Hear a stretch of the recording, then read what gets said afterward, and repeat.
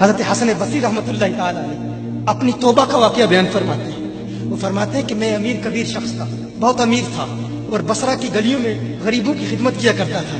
اچانک میں نے ایک حسین عورت کو دیکھ لیا اور میں اسے دیکھتا ہی رہ گیا۔ اس عورت نے مجھے کہا انا تشتہی، تجھے شرم نہیں آتی؟ میں نے کہا ممن، کس سے شرماؤں؟ اس نے کہا وہ جو آنکھوں کی خیانت کو دیکھتا ہے اور دلوں کے پوشیدہ رازوں کو جانتا ہے، تجھے شرم نہیں آتی؟ تجھے حیا نہیں آتی؟ کہا اس کا جملہ تو بہت بڑا تھا۔ حسن بصری اپنی توبہ کا واقعہ بیان فرما رہے ہیں، فرمایا اس کا جملہ تو بہت بڑا تھا، لیکن وہ اتنی حسین تھی، ایسی خوبصورت تھی، میں پھر بھی مسلسل اسے دیکھتا رہا اور دیکھتا ہی رہ گیا۔ اور پھر آخر اس نے کہا کیوں بار بار مجھے دیکھتا ہے؟ میں نے اس عورت کو کہا کہ تیری آنکھیں اتنی خوبصورت ہیں کہ تیری جھیل جیسی آنکھوں میں ڈوبنے کا جی چاہتا ہے۔ اس عورت نے کہا اچھا تو ایسی بات کرتا ہے، تو یہاں انتظار کر۔ وہ عورت اپنے گھر میں چلی جاتی ہے۔ تھوڑی دیر کے بعد کہا میں انتظار کر رہا تھا، تھوڑی دیر کے بعد اس کی خادمہ آتی ہے، اس کے ہاتھ میں ایک تشت ہے اور اس تشت کے اندر اس پر ایک کپڑا ہے۔ کہا میں نے کپڑا اٹھایا تو اس میں اس کی 2 آنکھیں تھیں۔ اس نے اپنی 2 آنکھیں نکال کے اپنی خادمہ کو دے دی کہ اس کی وجہ سے اس کا دل دین سے دور ہوا ہے، مجھے یہ آنکھیں نہیں چاہیے۔ کہا اس پر ایک کاغذ تھا، کاغذ پر لکھا ہوا تھا مجھے ایسی آنکھوں کی ضرورت ہی نہیں جس سے ایک مرد فتنے میں مبتلا ہو جائے۔ میری بہنیں جو اس گفتگو کو سن رہی ہیں ان کی بارگاہ میں بھی عرض ہے، وہ بہنیں جو گھنٹوں آئینے کے سامنے کھڑی رہتی ہیں فقط اس نیت سے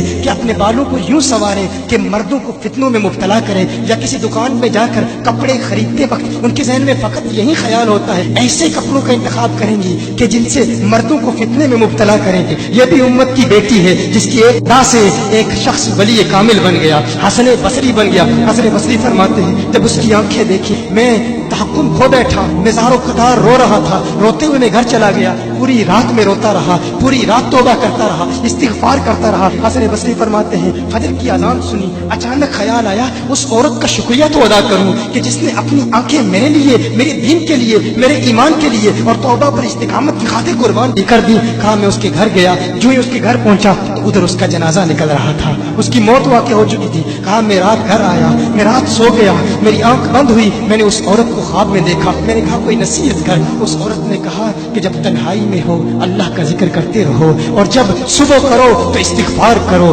شام کے وقت استغفار پڑھو۔ کہا میں نے اس وقت توبہ کر لی، ایک عورت میری توبہ کا سبب بنی، ایک عورت کی وجہ سے مجھے توبہ پر استقامت ملی۔ یہی حسن بصری پھر وہ واقعہ بھی آتا ہے، وہ دور بھی آتا ہے، ان کا ڈر کتنا ہے، ان کا تقویٰ کتنا ہے، پرہیزگاری کتنی ہے۔ یہی حسن بصری، ایک دن ایک شخص نے حسن بصری رضی اللہ تعالی عنہ سے کہا ہے حسن بصری کیا آپ جانتے ہیں کہ جہنم سے جو شخص سب سے آخر میں جہنم سے نکالا جائے گا اور پھر یا حنانو یا منانو پڑھتا ہوا جہنم سے باہر نکلے گا؟ حسن بصری فرماتے ہیں کاش میں وہ شخص ہوتا، کاش میں وہ شخص ہوتا۔ کہا گیا کہ جو جہنم سے سب سے آخر میں نکلے گا، 1000 سال جہنم میں رہے گا، یا حنانو یا منانو بڑھتا ہوا جہنم سے باہر نکلے گا۔ کہا کاش میں شخص ہوتا۔ انہوں نے کہا حضرت آپ کیا فرما رہے ہیں کہ آپ جہنم میں جانا چاہتے ہیں؟ آپ تو بزرگ ہیں، اللہ کے ولی ہیں۔ کہا تم میری بات نہیں سمجھے، وہ جو جہنم سے نکالا جائے گا کم از کم نکلنے کی ضمانت تو ہے، اس سے یہ تو پتا چل رہا ہے کہ ایمان پر موت واقع ہوگی۔ مجھے اپنے ایمان کی ضمانت نہیں ہے، میں نے اس لیے کہا کہ اگر مجھے یہ ضمانت بھی مل جائے کہ میں وہ ہوں تو وہ بھی مجھے قبول ہے، کم از کم ایمان تو سلامت لے کے جاؤں۔ میں کہتا ہوں اللہ فرماتا ہے خوف نہیں ہے، ڈر نہیں ہے، پھر فرماتا ہے یہ ڈرتے بھی ہیں، یہ ڈرتے بھی ہیں، لیکن ان کے ڈر اور ہمارے ڈر میں فرق کیا ہے؟ ان کے ڈر اور ہمارے ڈر میں فرق کیا ہے؟ وہ ایک سے ڈرتے ہیں، کسی دوسرے سے نہیں ڈرتے۔